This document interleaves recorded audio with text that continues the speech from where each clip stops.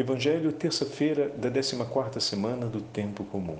Hoje, memória obrigatória de São Bento Abade. O Senhor esteja convosco, Ele está no meio de nós. Proclamação do Evangelho de Jesus Cristo, segundo São Mateus. Glória a vós, Senhor. Naquele tempo, apresentaram a Jesus um homem mudo que estava possuído pelo demônio. Quando o demônio foi expulso, o mudo começou a falar. As multidões ficaram admiradas e diziam: nunca se viu coisa igual em Israel. Os fariseus, porém, diziam: é pelo chefe dos demônios que ele expulsa os demônios. Jesus percorria todas as cidades e povoados, ensinando em suas sinagogas, pregando o evangelho do reino e curando todo tipo de doença e enfermidade. Vendo Jesus as multidões, compadeceu-se delas, porque estavam cansadas e abatidas como ovelhas sem pastor. Então disse a seus discípulos: a messe é grande, mas os operários são poucos. Pedi, pois, ao dono da messe que envie trabalhadores para a sua colheita. Palavra da salvação. Glória a vós, Senhor. Terça-feira da 14ª semana do Tempo Comum, em nome do Pai, do Filho e do Espírito Santo. Amém. Queridos irmãos e irmãs, hoje a Santa Mãe Igreja celebra a memória de São Bento Abade. Na Europa, nós celebramos a festa. Por quê? Porque São Bento é patrono da Europa.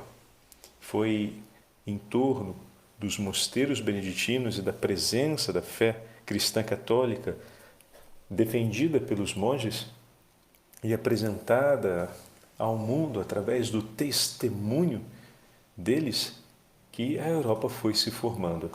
Então, a presença da referência do Evangelho no coração da organização histórica da inteira Europa é inegável. E o Evangelho de hoje nos fala... Bom, então nós temos dois Evangelhos. O Evangelho de hoje para o Brasil é o Evangelho da Memória, que nós acabamos de ouvir na continuidade do texto de São Mateus, capítulo 9, onde o Senhor vai pedir operários para a messe. Rogate ergo Dominum, messis ut imitat operarius in messem sua. Porém, no Evangelho que nós temos para a celebração da festa aqui na Europa, o texto do Evangelho de hoje é o capítulo 19 de São Mateus, em que o Senhor vai falar: todo aquele que tiver deixado casa, irmão, irmã, pai, mãe, filho, terra, por causa do meu nome, receberá 100 vezes mais e terá como herança a vida eterna. Esse Evangelho quase sempre nos impressiona, porque nós pensamos no que deixamos. Pensamos na casa, na mãe, nos filhos, nas terras, e dizemos: nossa, mas isso é tanto.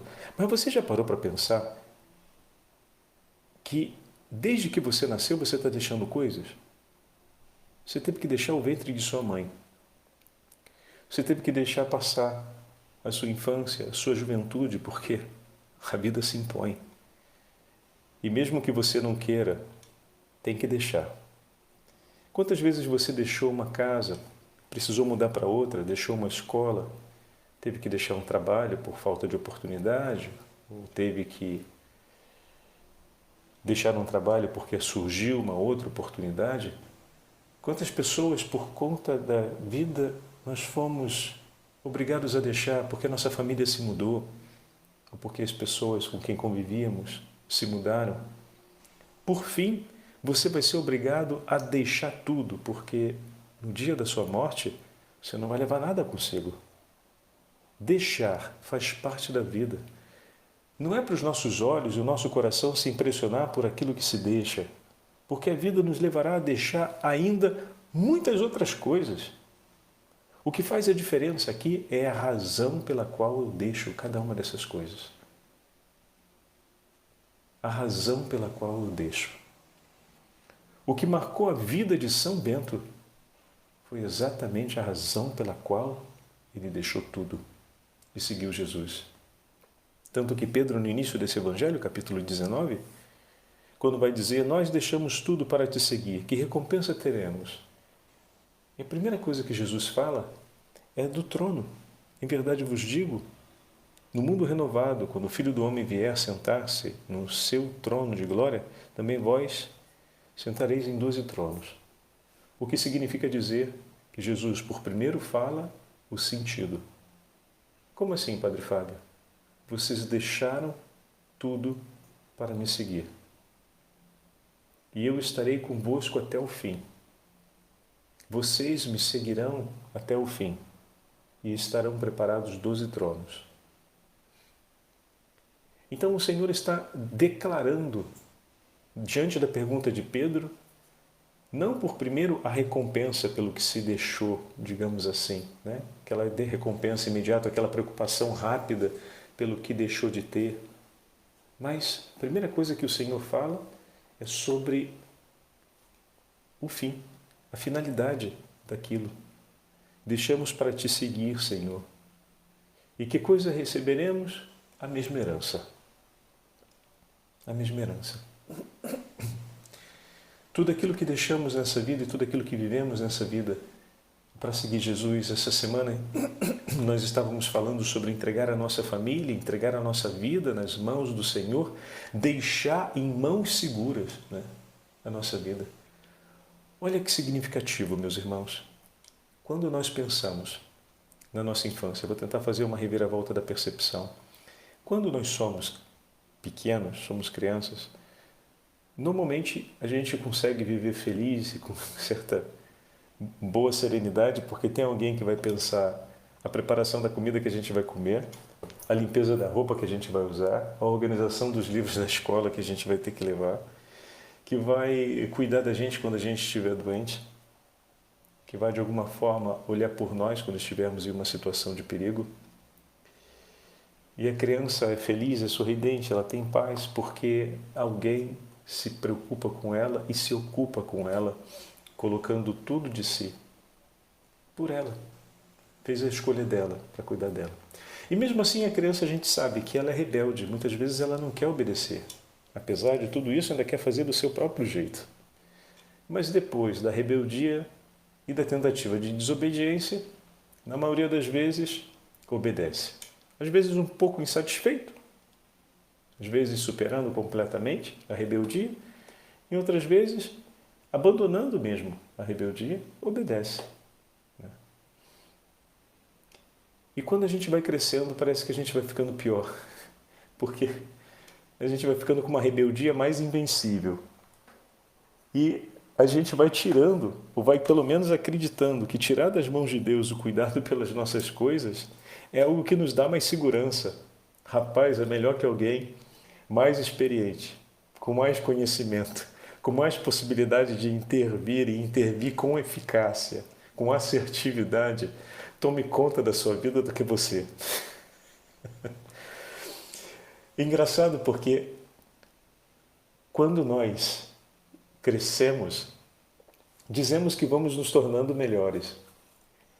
E que a gente possa se tornar melhor no sentido de ser menos rebelde do que antes. Que a gente possa se tornar melhor confiando mais e renovando essa confiança mais do que antes. Que no momento em que a gente tem a possibilidade de pegar tudo nas nossas mãos, a gente possa dizer, não, Senhor, continua nas suas mãos. Eu me disponho a tudo, mas pelas tuas mãos. Não, absolutamente. Eu não quero que o Senhor tire as mãos daqui. Eu não quero pensar sozinho nisso. Não, pelo amor, pelo seu próprio amor. Fica nas tuas mãos. É pelas tuas mãos que eu quero pensar e fazer tudo. Imagina, não vou tirar daqui não, de jeito nenhum. Entretanto, parece que nesse aspecto a gente vai ficando pior. A rebeldia vai aumentando e a gente vai aceitando com menos docilidade a obediência e ao mesmo tempo a gente vai tirando mais das mãos do Senhor. E a proposta que essa 14ª semana nos está fazendo é exatamente o contrário. É da gente poder colocar mais nas mãos do Senhor e desejar mais a obediência à voz desse Senhor, ao chamado desse Senhor. Assim São Bento testemunhou para a gente. E olha o que nós estamos vendo no Evangelho de hoje, que para a memória de São Bento nós temos no Brasil. Um Senhor que se compadece diante do povo que está ali, como ovelha sem pastor. O texto de hoje começa com uma ação messiânica que é o Senhor que triunfa sobre o poder infernal. Nosso Senhor submete o inimigo infernal e liberta aqueles que estavam cativos, presos às garras do inimigo. Naquele tempo, apresentaram a Jesus um homem mudo que estava possuído. Quando o demônio foi expulso, ele voltou a falar. Seus lábios se abriram e ele retomou a voz. E alguns disseram que nunca tinham visto coisa igual em Israel, o poder soberano de Deus. Mas outros, em contrapartida, rejeitavam Jesus. Estão percebendo aqui essa realidade? Como assim? Você tem uma mão tão poderosa que é capaz de fazer aquilo que Israel inteiro não conseguiu fazer, e você diz, ó, isso daí tem que estar longe daqui, porque isso daí não é coisa boa não, viu? Vai para lá. É a imagem clara daqueles que, quando vão crescendo, vão se tornando piores. Com toda a tradição de Israel que mostra o poder de Deus, na hora que o poder de Deus acontece, ao invés de colocar-se nas mãos de Deus, o que eles fazem? Não, não, não, sai para lá, isso daqui ó, não é coisa boa. Mentem, enganam, tomam para si e abandonam Deus. Querem dominar sobre a própria vida e sobre a vida dos demais, tentando cancelar, eliminar Deus. A gente sabe que o fim da vida deles não vai ser boa. Vivendo assim, morrerão no próprio pecado. O Senhor vai profetizar contra eles para que se convertam. E nós, meus irmãos, que estamos vendo tudo aquilo que o Senhor tem feito por nós, quantas vezes o Senhor nos libertou de tantos sofrimentos, de tantos males, quantas vezes o Senhor nos salvou das garras do inimigo infernal. É hora de dizermos, Senhor, minha vida está em Tuas mãos, eu nada temo, tudo entrego em Tuas mãos, meu Senhor, e tudo tomo sob minha responsabilidade para cuidar a partir de Suas mãos e estando em Suas mãos. Tudo quero fazer, Senhor, em Teu nome, estando em Tuas mãos, e tudo recebo que venha por Suas mãos, pois a minha vida eu lhe entrego. E a Sua palavra e a Sua vontade, eu a quero obedecer cada dia de minha vida. Não quero viver, meu Jesus, sem ouvir a Sua voz e sem fazer da minha vida o cumprimento da Sua vontade, o acolhimento total da Sua voz. E olha que Senhor bondoso, é depois de uma demonstração de amor como essa, salvar uma alma das garras do inimigo infernal, mas ao mesmo tempo é depois de ter passado por uma rejeição como essa, uma parte da multidão acolhe, se impressiona com a obra de Jesus, mas uma outra parte o desmerece e diz para se afastar dele. Depois de ter sofrido isso e depois de ter realizado tão grande bem, o Senhor tem um coração compassivo do povo que está confuso e perdido. E se vira para os apóstolos e diz, a messe é grande, mas os trabalhadores são poucos. Pedi, pois, ao dono da messe que envie mais operários. Jesus se preocupa. A confusão que acontece não acontece pela falta dos sinais de Cristo. A confusão que acontece não acontece porque a multidão não viu as obras de Deus. Mesmo vendo as obras de Deus, mesmo recolhendo os sinais, ainda se deixa dispersar pelas vozes que falam contra Deus. E o Senhor sente compaixão deles. O Senhor que tudo ofereceu por amor a eles para que compreendessem e o seguissem. Eles que ainda se encontram na confusão depois de tudo que receberam, e o Senhor ainda pensa e se preocupa por eles e chama os seus discípulos a consagrarem a sua vida para cuidar deles. A pedirem ao Senhor da messe que chame trabalhadores para a messe. Mas esse pedido não é feito sem que eles, por primeiro, se tornem a resposta desse mesmo pedido. Os discípulos que suplicaram operários para a messe foram os primeiros a ser mandados para essa messe. Isso é uma coisa muito bonita. Aqui eu faço um parêntese vocacional. Atenção, parêntese vocacional. A gente reza pelas vocações. Se recorda que talvez o Senhor venha exatamente na sua casa a chamar seus filhos e aqueles da sua família a seguirem um caminho vocacional. E não é para você parar de rezar pelas vocações por causa disso, hein? Porque se o Senhor te prepara com um coração pleno do seu amor e do seu espírito para você educar na fé os seus filhos, você está preparando homens e mulheres para o serviço do Senhor.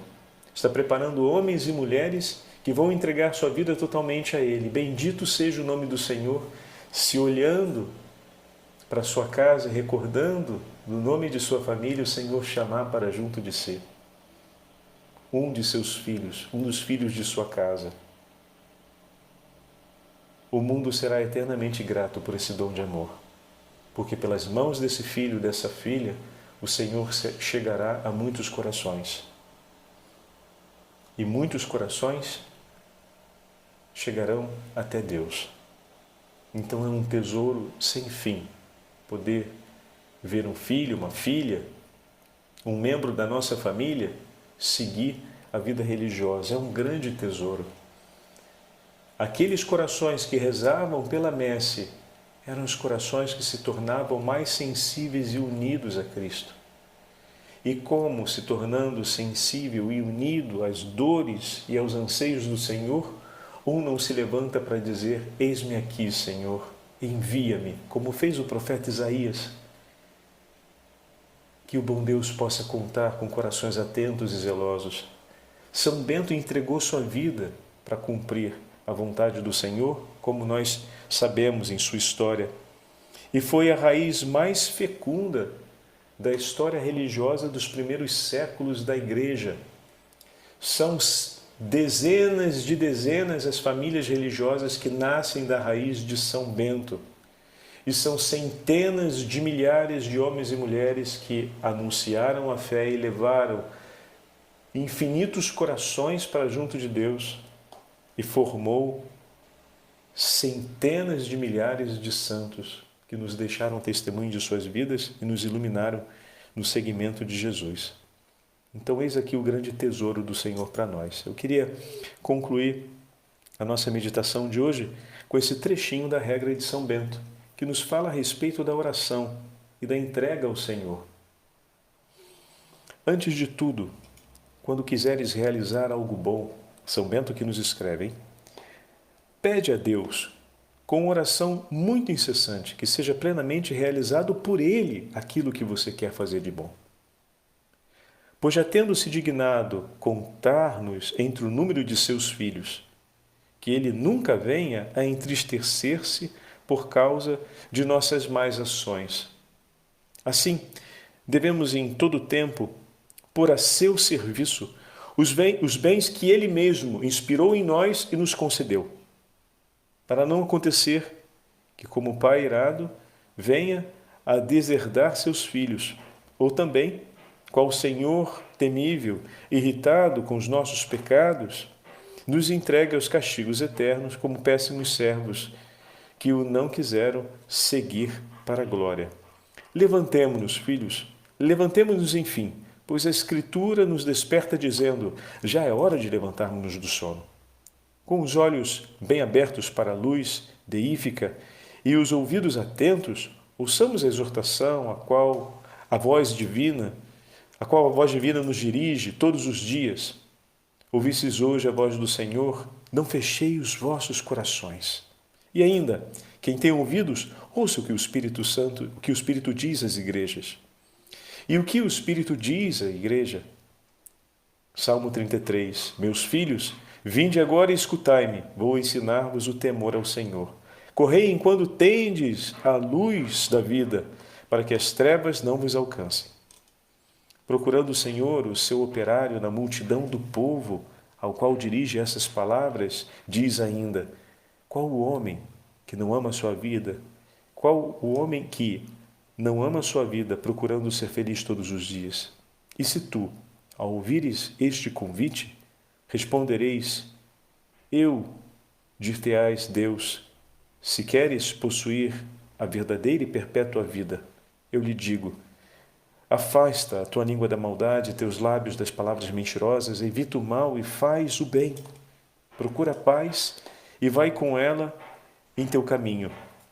E quando fizeres isso, então meus olhos estarão sobre ti e meus ouvidos atentos às tuas preces. E antes mesmo que me invoques, eu te direi, eu, teu Deus, estou aqui. Que não há de mais doce para nós, caríssimos irmãos, do que esta voz do Senhor que nos convida e que confirma sua presença ao nosso lado. Vede como o Senhor, na sua bondade, nos mostra o caminho da vida. Cingidos, pois, os rins com a fé e a prática das boas ações, guiados pelo Evangelho, trilhemos os seus caminhos, a fim de merecermos ver aquele que nos chama a seu reino. Se queremos habitar na tenda real do acampamento desse reino, é preciso correr pelo caminho das boas ações. De outra forma, nunca chegaremos. E é preciso deixar-se guiar por Cristo para chegarmos até Ele. Pela intercessão de São Bento e de todos os santos beneditinos, nós possamos empenhar a nossa vida como servos do Senhor na prática do bem, a fim de que o seu nome seja conhecido e nós possamos com ele viver e com ele reinarmos para sempre. Agora eu vou fazer a bênção com a oração da medalha de São Bento. Em nome do Pai, do Filho e do Espírito Santo. Amém. A cruz sagrada seja a minha luz. Não seja o dragão meu guia. Retira-te, Satanás. Nunca me aconselhes coisas vãs. É mal o que tu me ofereces. Beba tu mesmo o teu veneno. Essa é a oração que está na medalha de São Bento.